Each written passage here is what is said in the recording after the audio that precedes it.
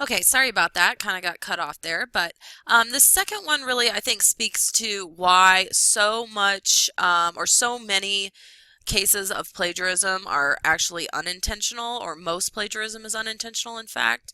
It can be difficult to sometimes forget the quotes. I know when I'm really focused on my writing, I can sometimes completely space doing an in-text citation because I tell myself I'll go back, but will forget a lot of the time. I've tried to be better about citing my sources as I go instead of going back later on. This is so common, and I can read essays and know that this is what happened. When an essay is missing a bunch of citations, it is so obvious that the student intended to go back and put those in, but just forgot or missed them when they went back and put others in, or for whatever reason failed to go back because they didn't do it along the way. And so what this person says about doing the citations and citing sources as you go instead of going back later on is such a crucial lesson to learn as a writer of source-based argument, because you know, there's no time but the present. There's no better time than now. You're never going to remember to do it as well as you're remembering it to do it. Excuse me. You're never going to remember to do it as well as you're remembering to do it right in that moment. So you might as well just do it right in that moment, if that makes sense. Um, it's very common to make mistakes this way, I guess is what I'm trying to say. This third one, I found that when I am reading much more complicated text, it's easy to find myself simply changing the words so that I understand it. However, that's still plagiarism. Taking notes and making sure I fully understand the text before I use it as a source are methods I use to avoid plagiarism. So this really synthesizes, I think, what we saw in the comments above. The fact that, you know, sometimes you do put it in easier language just to make more sense of it, like this person says, but then you can't quote it anymore because you've changed the words. And if all you've done is change the language, then you're still plagiarizing. And so it's almost like a catch-22 where you want to change it to make it make more sense to you, but then you have to go back and change it even further and synthesize it with your own thinking.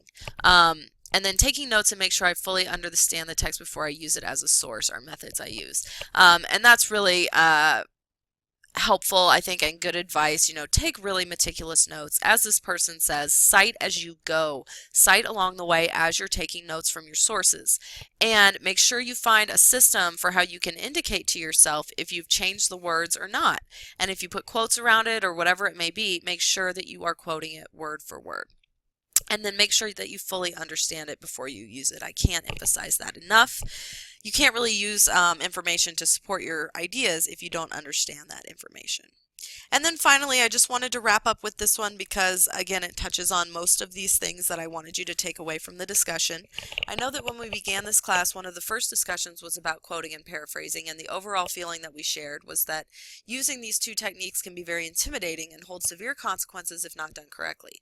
I feel like now that we have learned what techniques to use in proper citation methods, we are better equipped to incorporate those into our work with more confidence.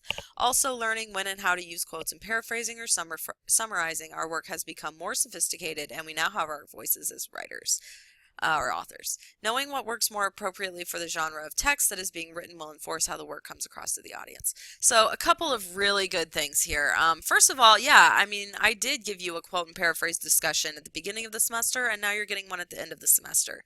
And that may seem like an accident, but really it's not. I mean, we're really coming full circle here as we wrap up this last unit.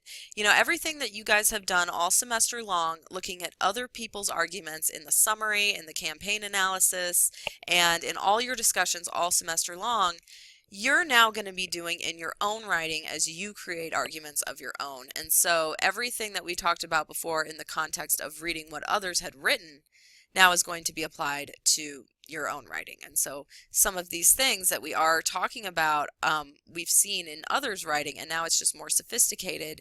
As this person says, you now have your own voices as authors. You're the ones creating the arguments, and so this is always a really cool time of the semester for me as a teacher. I hope that you're equipped to incorporate sources into your work with more confidence. That was the goal of these last two discussions, especially last 2 weeks. learning how to use quoting and paraphrasing. And then these last couple of points I think really speak to the importance of the rhetorical situation. Knowing what works more appropriately for the genre of text being written will enforce how the work comes across to the audience. That is so true. So for this assignment, you are writing academic source-based argument. That is the genre that you're working in.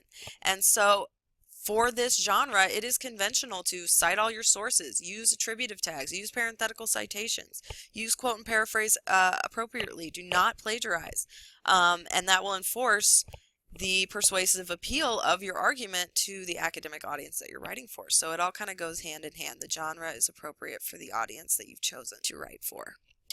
Okay, so that about wraps it up. Again, you guys came up with a ton of good stuff, and so this just really barely scratches the surface and touches on what I felt were the biggest takeaways. It is time to start applying all of these concepts to your writing. You should begin drafting your arguments this week, especially with that first step of coming up with your thesis statements for the discussion that's due tomorrow night. So good luck with that, and as always, email me with questions. Thanks, guys.